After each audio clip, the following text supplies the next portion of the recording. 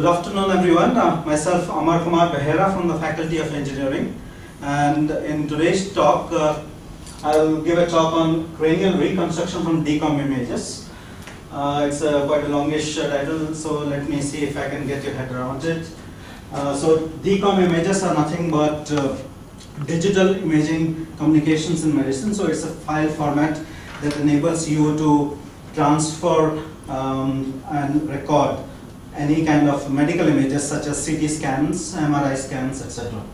And I'm working on this project where I'm trying to build a customized manufacturing system, which is referred to as ISF in this title. And this manufacturing system will be used for the purpose of cranioplasty. And what is cranioplasty? Well, cranioplasty is nothing but cranial surgery that enables you to put a customized implant in the human skull.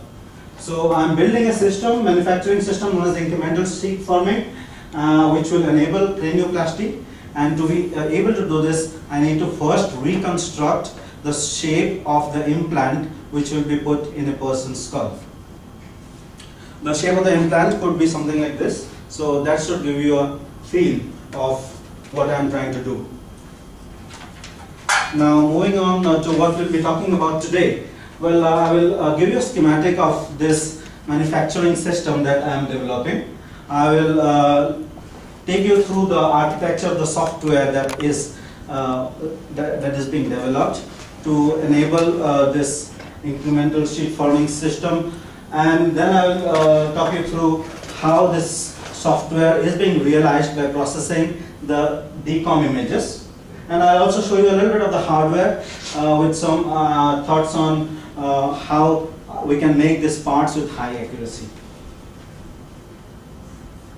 Now let's look at the system that we are trying to build at the university here.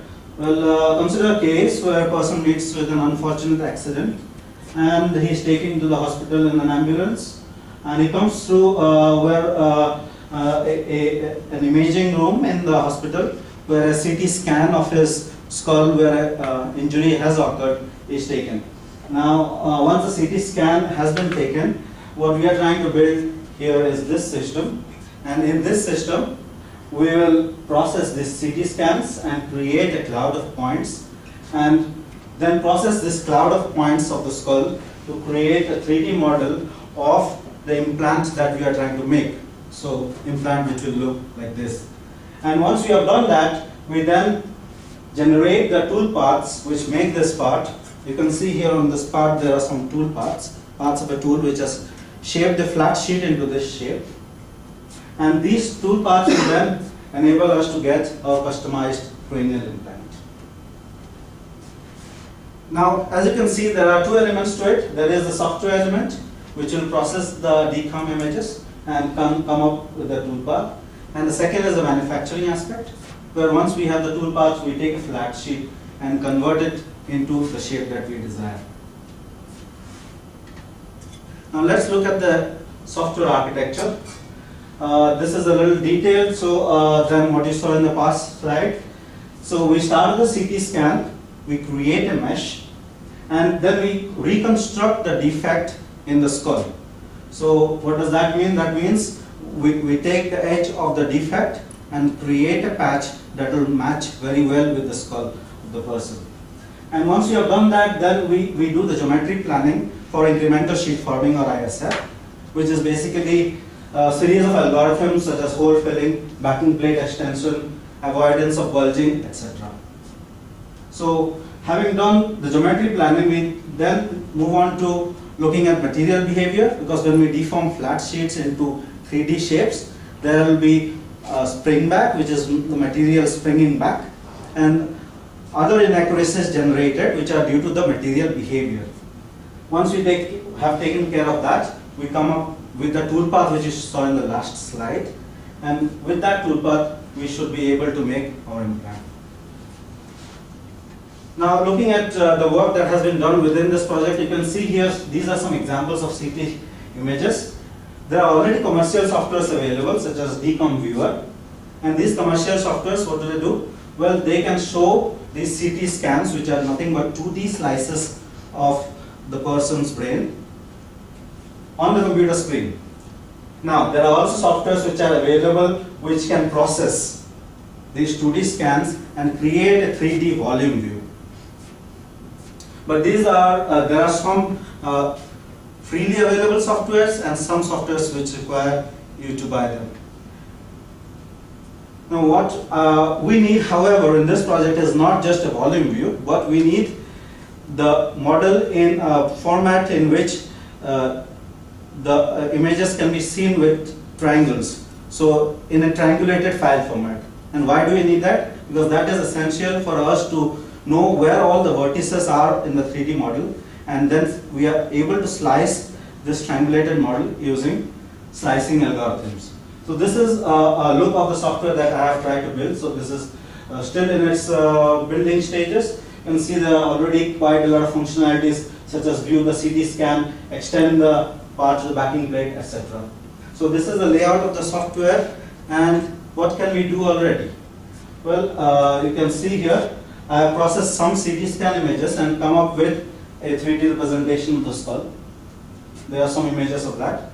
So how is this done then? Well, this is done by taking these DCOM files and then parsing them with the help of what is known as a Hounsfield number.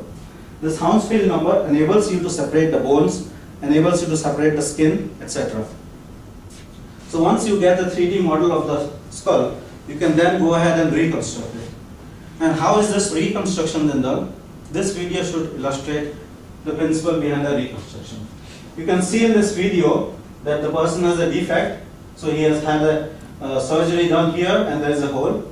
So you select points around this hole and then you do a patching to create this skull implant using freeform surface modeling. So using freeform surface modeling techniques, you are able to generate the shape of the implant. So this requires reconstruction functions and then some amount of cleaning up so that the implant can be well adjusted and fitted onto the skull of the person.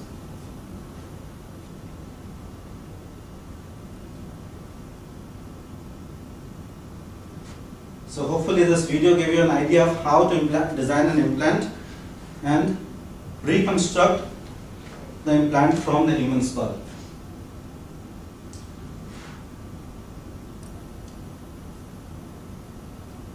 So if I can repeat the logic here, so we start with the CT images, then we create a 3D model of the skull, and then we design this implant using freeform surface modeling.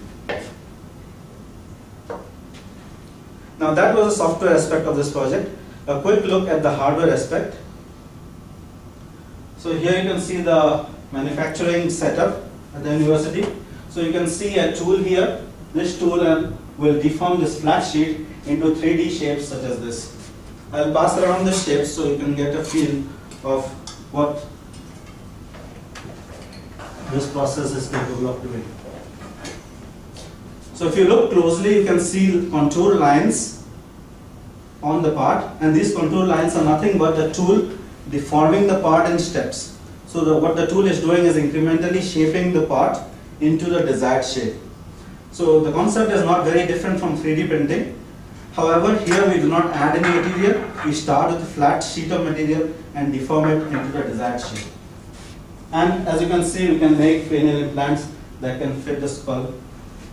However, there are many challenges within this project, and I am trying to address these challenges. And what am I doing to do that?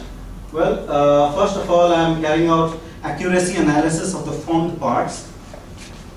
What does this mean? This means I am taking these parts, scanning them with a coordinate measuring machine, and that is giving me an idea about how is the material behaving when I am deforming it with a specific tool path. Now this accuracy analysis will enable me to generate compensation functions, which will then enable me to get tool paths which are more accurate and can create parts with higher accuracy that will be valid for clinical use. I am also working on improving the current reconstruction functions which are available for cranial implants. I am also working on what are known as backing plate extension subroutines. These are nothing but the shape of the implant which is extended to the level of the flat horizontal plane which you saw in the previous slide. I'm also working on compensating the accuracy behavior of titanium and other materials, and testing out a number of advanced toolpath strategies. So I hope with this you were able to get a clear idea of what I'm doing at the moment with my research, and I'll be more than happy to address your questions. Okay, well done. Very good. Okay, any